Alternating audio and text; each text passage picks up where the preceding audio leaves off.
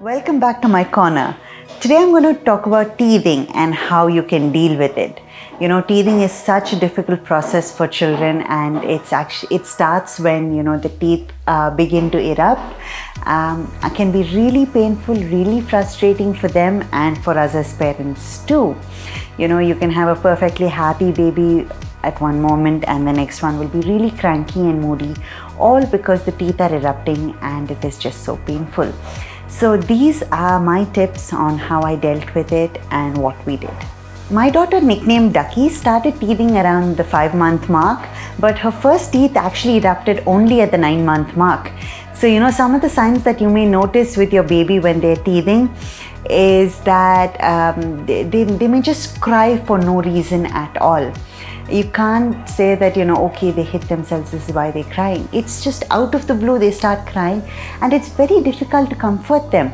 The usual modes that we use, whether it is singing or playing or doing something with them, just doesn't work. And that's because their gums are starting to harden. And that sort of internal pain is something that we cannot, comfort or assuage easily. They can also be a lot more cranky and restless over longer periods of time.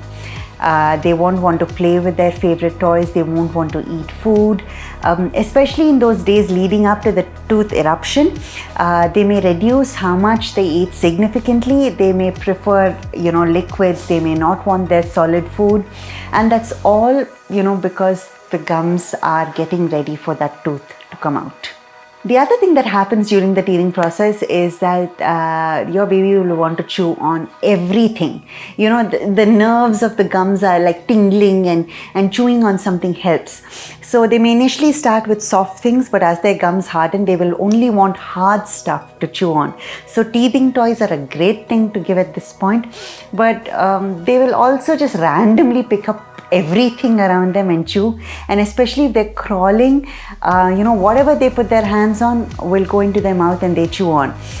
So it's really difficult to keep everything washed in their surroundings, especially when they're crawling. So all that I did was try to keep it as clean as possible. And then I also believe that a little dirt will improve their immunity. And truly, there is not too much that you can do when they're crawling around all over the place and putting everything that they can lay their hands on into their mouth. They may also have diarrhea or vomiting as their teeth erupt, and this is because the gums become a little more porous as their teeth are erupting, and just in those few hours or that day or so, they chew on every single thing that they can find. Even if your child has just been chewing on specific things, at that time they will chew on everything they can find, and because of that they may have some amount of vomiting and diarrhea, which will stop as soon as that first tooth erupts. So in the case of my daughter, she got her first tooth on the 9th of June, and through 8th and up till 9th, she was in a world of pain with diarrhea and throwing up, and we just couldn't make out what it was. I thought she had a stomach bug. But on the morning of 10th, when we saw the little white thing had erupted, we realized, hey, all of this was because that tooth was coming out.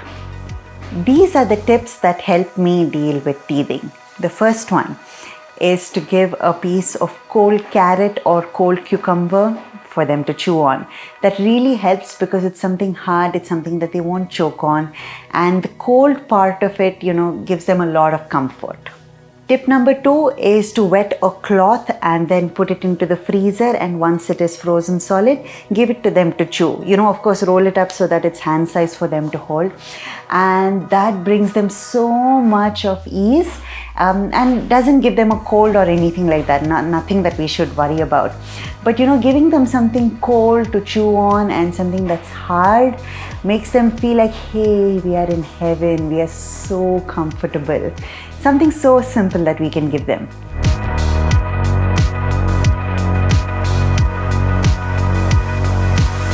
Tip number 3 is to give them teething toys. There are specific toys made for teething and they truly do help.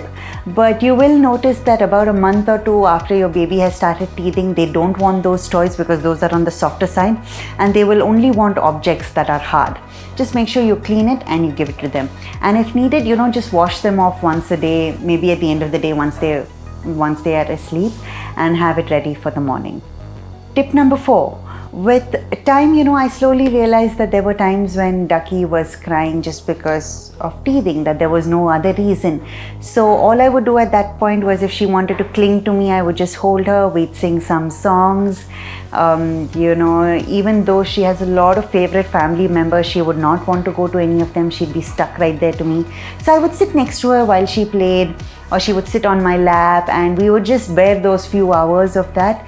And it actually took a lot of understanding on my part to realize that her clinging behavior in the moment was because there were teething troubles. It was not for any other reason. It was definitely not a forever situation that she was going to be stuck to me. And tip number 5, which is the most important, is just to have patience. It's a really painful process for our child, and with their behavior changing and becoming so erratic, we can get frustrated very easily. But I think the more patient we are with our little one, and the sooner we help them cross this hurdle, the happier we all are.